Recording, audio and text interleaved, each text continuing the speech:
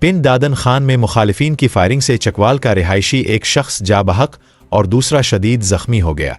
ये अफसोसनाक वाकया जेहलम की तहसील पिंडाडन खान के इलाके टोबा में पेश आया, जहां नामलूम मुसल्ला अफराद की फायरिंग से मोटरसाइकिल सवार एक शख्स जा बहक जबकि दूसरा शख्स शदीद जख्मी हो गया। मुल्जिमान मौका से फरार होने में कामयाब हो गए।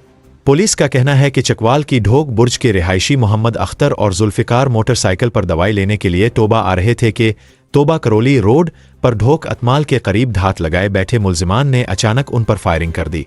फायरिंग के नतीजे में मोहम्मद अख्तर मौका पर ही जा बहक हो गया, जबकि जुल्फिकार शदीद जख्मी हुआ, जिसे फौरी तौर पर रूरल हेल्थ सेंटर लिल्ला मुंतकिल कर दिया गया। वाकया की इत्तला मिलते ही थाना लिल्ला पुलिस और रेस्क्यू टीमें मौका पर पहुंच गईं। जा बहक शख्स की लाश को तहसील हेड क्वार्टर अस्पताल पिंडाडन खान मुंतकिल किया गया, जहां पोस्टमार्टम के बाद लाश वरसा के हवाले कर दी गई।